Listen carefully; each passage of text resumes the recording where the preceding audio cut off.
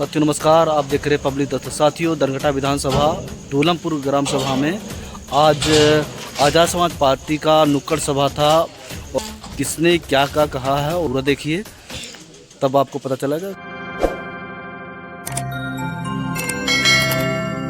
साथियों, मैं भारतीय सेना में 2003 में गया था और 2022 में भारतीय सेना से रिटायर होकर के आया हूँ। 2022 से जब से रिटायर होकर के आया हूँ, तब से मैं आजाद समाज पार्टी ज्वाइन करके जगह जगह चल करके आदरणीय चंद्रशेखर आजाद जी, जो हमारे देश के लोकप्रिय सांसद नगीना है, आज के प्रवेश में पूरे भारत नहीं पूरे देश के अंदर देखिए, बहुजन समाज की आवाज, बहुजन समाज की आवाज, ओबीसी और माइनॉरिटी की आवाज किसी दल और किसी नेता ने नहीं किया है। जिस तरह से आदरणीय चंद्रशेखर आजाद हमारे धरती पर पैदा हुए महापुरुषों की तरह, उस तरह से अपना घर परिवार छोड़ करके अपने समाज की लड़ाई लड़ने के लिए रात दिन एक कर रखे हैं। उनकी पार्टी में हम लोग मिल करके उनको ताकत देने का काम करेंगे।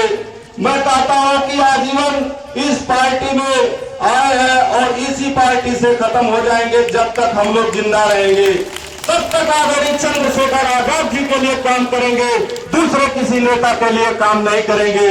जब हमारा नेता इतना ईमानदार, वफादार, लड़ाकू मिला है, जो कि नौजवानों की बात करता हो, किसानों की बात करता हो, महिलाओं की बात करता हो, बुजुर्गों की बात करता हो, ऐसा ईमानदार नेता किसी समाजवादी पार्टी में या किसी भाजपा की पार्टी में या किसी कांग्रेस की पार्टी में या बसपा की पार्टी में नहीं है।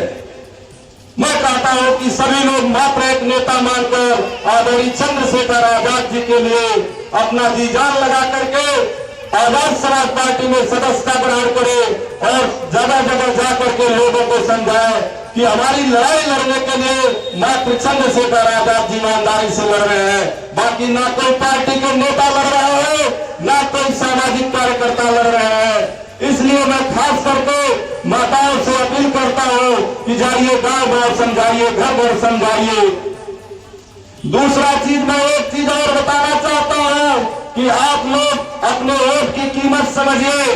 जिस तरह से शादी विवाह करने के लिए लड़कियों को घर घर जाकर के परीक्षा लेते हैं कि कौन सा लड़का अच्छा है, तो उसे से हम अपनी बेटी और अपनी बहन की शादी करते हैं। उसी तरह से वोट की कीमत समझिए। दूसरे पार्टी के लोग आते हैं, बहला फुसला करके हम लोगों से वोट ले लेते हैं और लड़ाई लड़ने का काम जब रहता है तो हमारा साथ छोड़ देते हैं। जिस तरह से गाड़ी खड़ी है सामने, यदि वो पीछे आएगी तो कीचड़ से पत्थर को हाथ से उठाएंगे और जब कीचड़ से पत्थर को हाथ से उठा करके ठोक लगा लेते हैं, वोट लगा लेते हैं, और जब गाड़ी स्टार्ट होकर आगे निकल जाएगी तो हाथ से उठा करके नहीं बल्कि उसको लात से पत्थर को मार करके बाहर कर देते हैं। इसी तरह से भारतीय जनता पार्टी हो या समाजवादी पार्टी हो, कोई भी पार्टी आकर के हमको बहला फुसला करके हमारा वोट ले लेती है, बाबा जी का फोटो लगाती है, माननीय कांशीराम साहब की फोटो लगाती है। जब चुनाव खत्म हो जाता है तो न समाजवादी पार्टी पूछती है, न भाजपा की पार्टी पूछती है, कोई हमारे सुख दुख को देखने लेने वाला नहीं है।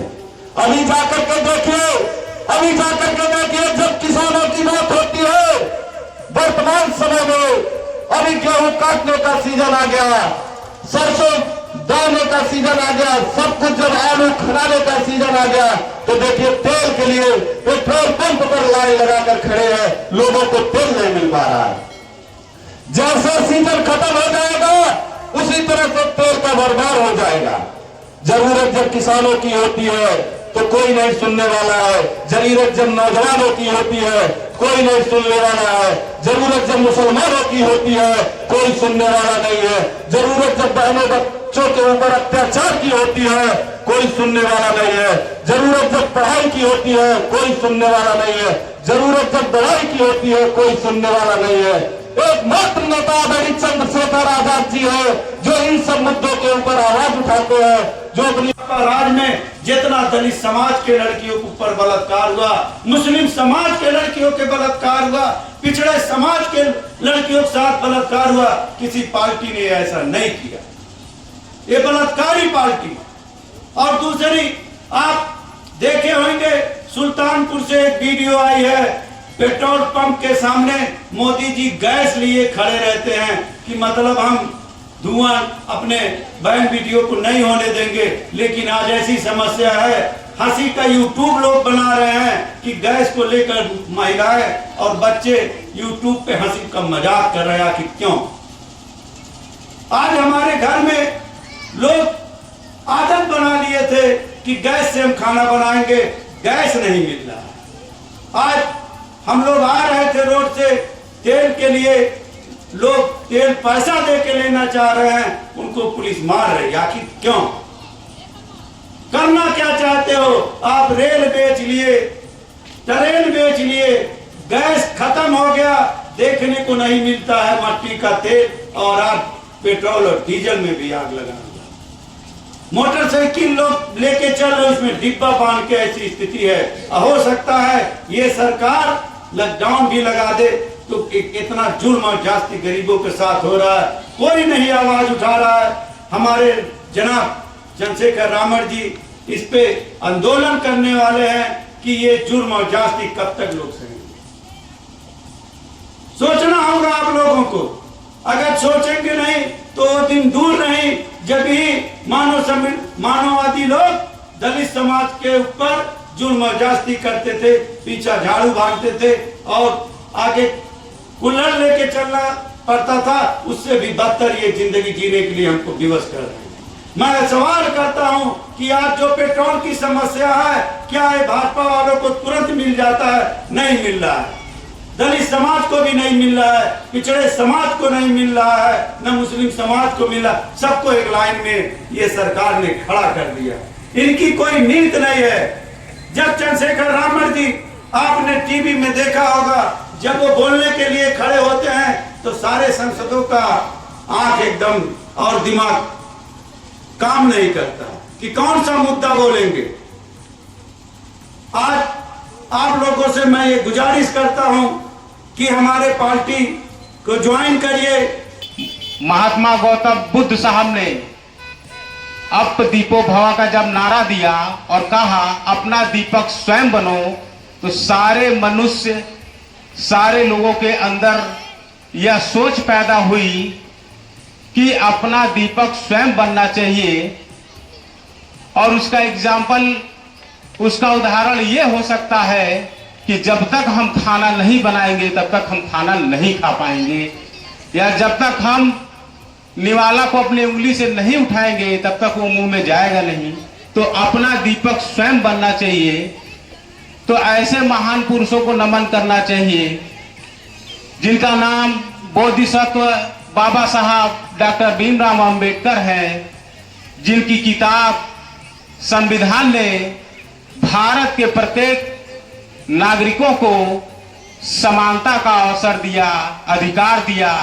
तो ऐसे महान पुरुषों को भी हमें नमन करना चाहिए, याद करना चाहिए, उनके कहे बातों पे चलना चाहिए। और मानवर काशीराम जो शाम को सूखी रोटियां देते थे और सुबह वही खाते थे। अरे उस समय का ख्याल करो। मैं आप लोगों को आप लोग जब जाओ, और हमारे 85 के भाइयों, ये जो है सदस्यता अभियान जो चंद्रिका निषाद जी के नेतृत्व में किया जा रहा है, सुधीर गौतम जी जो यहाँ के संचालक महोदय है, आप लोगों से हमारा अपील है कि आप लोग एक रोटी से आधी रोटी आप लोग खाइए, एक रोटी में से आधी रोटी खाइएगा, कपड़ा फटा पहनिए, लेकिन अपने बेटी और बेटे को शिक्षा जरूर दिलाइएगा। हमको गलत उस बात की है, जब शिक्षा की बात की जाती है लोग कहते हैं हमारे 50